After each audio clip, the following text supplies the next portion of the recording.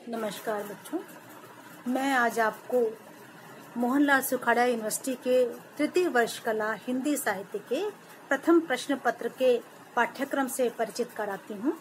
आपको इसमें दो पुस्तकें पढ़नी है। पहली है भक्ति काव्य सरिता, जिसके संपादक हैं डॉक्टर श्याम सुंदर दीक्षित, और दूसरी पुस्तक है नहुष, जिसके कवि हैं श्री मैथिली शरण गुप्त। अब ये जो पाठ्यक्रम है इसको 5 यूनिट में विभाजित किया गया है। पहली यूनिट में आपको पढ़ना है कबीर और जायसी। दूसरी यूनिट में है सूरदास, तुलसीदास, रसखान। तीसरी यूनिट है आपकी सुंदरदास, मीराबाई और ढोला मारू का दुहा। चौथी यूनिट में नहुष की व्याख्या एवं आलोचना। और 5वीं यूनिट में आपको पढ़ना है भक्ति काव्यधारा का परिचय और शब्द शक्ति परिचय। अब इसमें से मैं आपको सबसे पहले भक्ति काव्यधारा का परिचय पढ़ाऊंगी। वो इसलिए बच्चों कि आपके कोर्स में एक ओर तो कबीर जैसे निर्गुण को रखा गया है, दूसरी ओर हम जायसी जैसे प्रेम मार्गी कवि को पढ़ेंगे, तीसरी ओर सूरदास जैसे कृष्ण भक्त हैं और तुलसीदास जैसे राम भक्त कवि भी हैं, तो और मीराबाई जैसी कवित्री भी हैं जिनके काव्य में सगुण और निर्गुण दोनों की ही उपस्थिति देखी जा सकती है। तो इन कवियों का अध्ययन करने से पहले ये जानना बहुत जरूरी है कि भक्ति काल आखिर है क्या और भक्ति काव्य को किस रूप में जाना जा सकता है। तो मैं आपको बता देती हूँ पहले इस भक्ति काल का समय क्या है, भक्ति कहाँ से प्रारंभ होती है, ये सारी बातें मैं आपको बता देती हूँ। भक्ति काल का समय बच्चों माना गया है विक्रम संवत 1375 से विक्रम संवत 1700 तक, अर्थात यदि ईस्वी सन में देखा जाए तो यह सन ठहरता है 1318 से 1643 ईस्वी। ये विभाजन आचार्य रामचंद्र शुक्ल के द्वारा किया गया है, ये समय निर्धारण उनके द्वारा किया गया है। इसके साथ ही डॉक्टर नगेंद्र भी ये मानते हैं कि भक्ति काल का जो समय है वह 14वीं शताब्दी के मध्य से लेकर के 17वीं शताब्दी के मध्य तक का माना जा सकता है। इसे हम पूर्व मध्यकाल की संज्ञा भी देते हैं। अब भक्ति क्या है?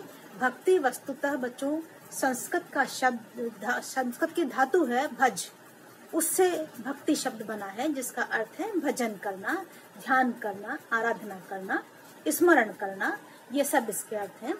और भक्ति काल को भक्ति काल की संज्ञा इसीलिए दी गई है कि चाहे सगुण कवि हो, चाहे निर्गुण कवि हो, चाहे संत कवि हो, चाहे भक्त कवि हो, सभी के काव्य में एक तरीके से ईश्वर आराधन, चाहे वो साकार हो चाहे वो निराकार हो, उसकी बात की गई है। इसीलिए इस पूरे के पूरे काल को हम भक्ति काल की संज्ञा देते हैं।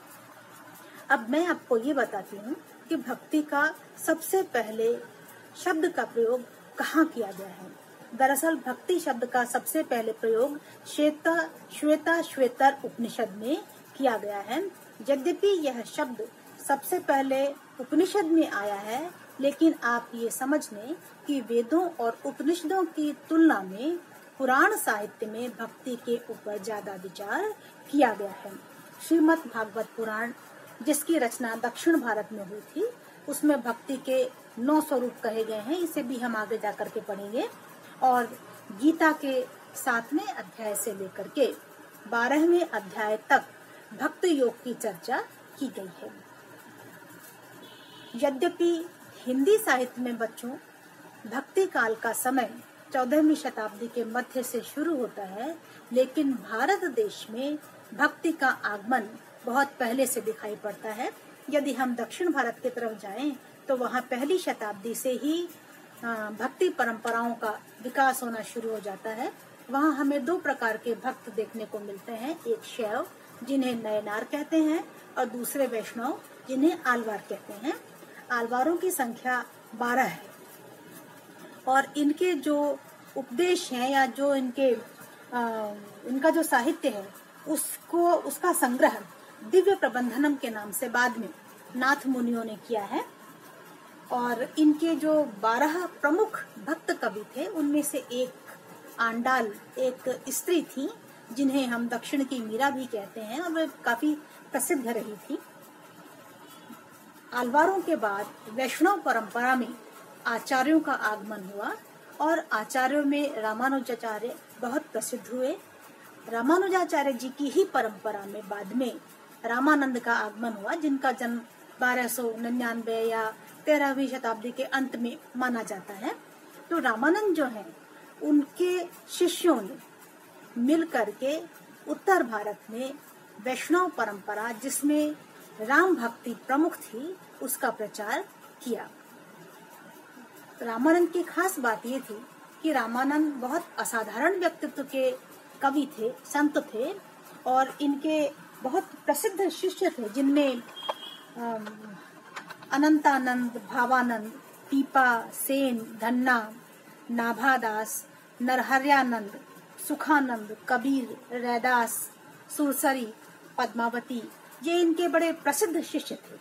और रामानंद ने इन्हें ये आदेश दिया था कि ये अपने अपने जाति समाज में जाकर के भक्ति के प्रचार का कार्य करें। इनकी बहुत बड़ी बात ये थी कि इन्होंने समाज में व्याप्त जो बुराइयां थी, छुआछूत है, ऊंच नीच है, जाति पाति है, या अन्य जो भी उस समय सामाजिक और धार्मिक बुराइयां थी, उसका इन्होंने बहुत खुल करके विरोध किया। इसीलिए आप जब इनके शिष्य परंपरा को देखते हैं तो उसमें कबीर जैसे निर्गुण भी हैं, तो अन्य सगुण कवि भी मिल जाते हैं। लेकिन सगुण हो या निर्गुण, इनके सभी भक्तों के काव्य में सामाजिक सुधार की भावना और जो बुराई और जो कुरीतियां समाज में और धर्म में समा गई थी, उनका विरोध इनके सारे कवियों में देखने को मिलता है। तो एक प्रकार से उत्तर भारत में भक्ति का जो प्रचार है, वह रामानंद जी के माध्यम से या इनकी प्रेरणा से इनके शिष्यों के द्वारा किया गया।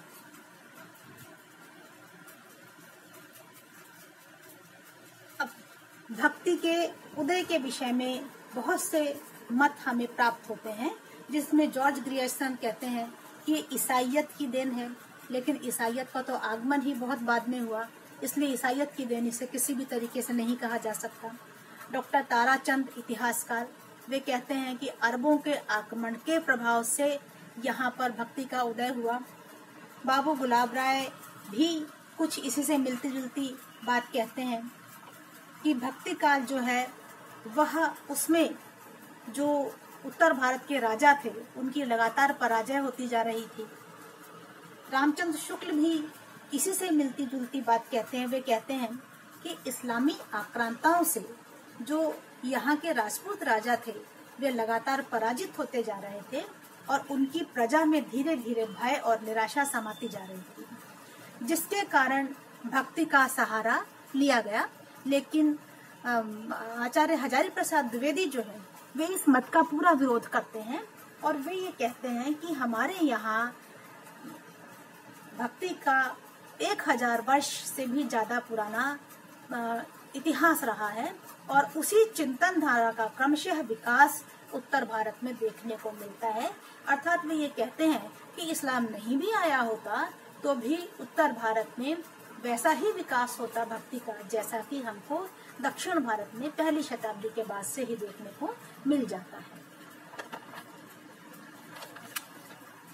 अब यहाँ मैंने आपको बताया कि रामानंद के शिष्य जो थे, उसमें कुछ शिष्यों ने सगुण धारा को अपनाया, अर्थात उन्होंने ईश्वर की साकार उपासना पे बल दिया, और कुछ ऐसे थे जिनमें कबीर है, रैदास है, इन्होंने निर्गुण परंपरा को अपनाया। तो कुल मिलाकर के हमारे पास जो 300 वर्षों का इतिहास है, भक्ति काल का साहित्य है, उस साहित्य को हम 2 बड़ी धाराओं में बांटते हैं। एक सगुण काव्य धारा और दूसरी है निर्गुण काव्य धारा। निर्गुण काव्य धारा के भी हम 2 हिस्से करते हैं, एक ज्ञान मार्ग पर आधारित और दूसरा प्रेम मार्ग पर आधारित। ज्ञान मार्ग जो परंपरा है, उसे संत काव्य का नाम दिया गया, जिसमें कबीर है, रैदास है, पीपा है, नाई है, धन्ना है, ये सब संत काव्य परंपरा में आते हैं। और प्रेम मार्ग जो है, इसमें सूफी कवि आते हैं, जिसमें से बहुत प्रसिद्ध हैं जायसी। सगुण काव्य धारा को पुनः 2 भागों में विभक्त किया गया है, एक है कृष्ण काव्य धारा और दूसरी है राम काव्य धारा। कृष्ण काव्य धारा के प्रमुख कवियों में आप सूरदास को ले सकते हैं, सूरदास जी का नाम लिया जाता है। और राम काव्यधारा में दो प्रमुख काव्यधाराएं हैं। एक तो है मर्यादावादी काव्यधारा, जिसका प्रतिपादन तुलसीदास जी ने किया, और दूसरी है रसिक काव्यधारा, जिसका प्रतिपादन अग्रदास जी ने किया। अग्रदास जी ने रसिक संप्रदाय की स्थापना की थी। और इस प्रकार से भक्ति काल जो है, भक्ति साहित्य जो है, उसको हम सगुण और निर्गुण के विभिन्न शाखा उप शाखाओं में बांट करके देखते हैं, जिनका विस्तृत अध्ययन हम अगले वीडियो में करेंगे।